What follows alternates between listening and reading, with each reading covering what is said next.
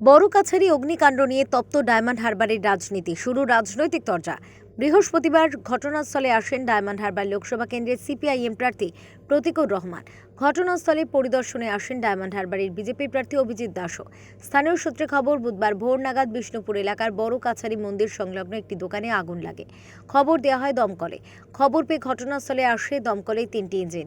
দমকল কর্মীরা আগুন নেভানোর চেষ্টা করেন, তবে দমকলের দিকে আঙুল তুলেছেন ডায়মন্ড হারবার লোকসভা কেন্দ্রের সিপিআইএম প্রার্থী প্রতীকুর রহমান। তার অভিযোগ, দমকল সঠিক সময় এলে ক্ষতির পরিমাণ কমানো যেত।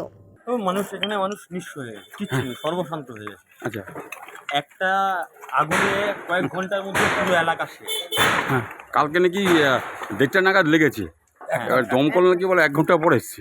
1 ঘন্টা 4:30 এখানে সাড়ে চারটে। লোকজনের সঙ্গে কথা যা বললাম, লোকজন যখন দেখেছে তখন অলরেডি আগুন জ্বলছে। হ্যাঁ। একটার সময় দেখেছে তখন অলরেডি অনেকগুলো জায়গায় আগুন জ্বলেছে। স্থানীয় ছেলেদের যারা ছিল হ্যাঁ। তারা টুলু পাম্পে করে পুকুর থেকে জল নিয়ে নেভানোর চেষ্টা করেছে। সঙ্গে সঙ্গে 1টা নাগাদ তারা দমকলকে খবর দিয়েছে এখানে তখন আগুন জ্বলছে।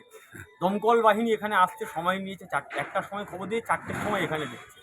মাঝখানে রাস্তা কোথায় ছিল? যদি দমকল বাহিনী যদি আগে আসতেন, হ্যাঁ, প্রশাসন যদি আরেকটু সজাগ থাকতেন, তাহলে হয়তো এতগুলো মানুষ সর্বশান্ত হতেন না। প্রসঙ্গত, বুধবার রামনবমীর দিন বড় কাছারি মন্দিরে পুজো দিতে এসেছিলেন ডায়মন্ড হারবারের বিদায়ী সাংসদ অভিষেক বন্দ্যোপাধ্যায়।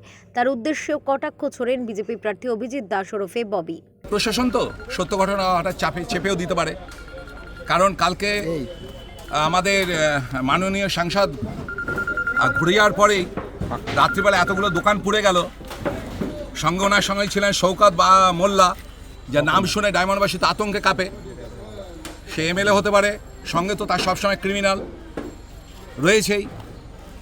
গত 5-6 বছর ধরে আমরা দেখছি। তারই কোনো লোক করেছে কিনা সেটা প্রশাসন তদন্ত করে দেখবে।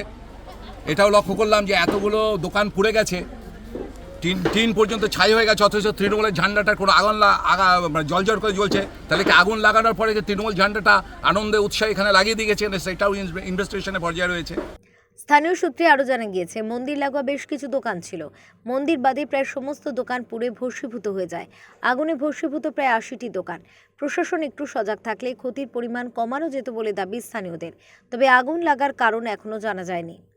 ডায়মন্ড হারবার থেকে সঞ্জয় মাঝির রিপোর্ট, ওঙ্কার বাংলা।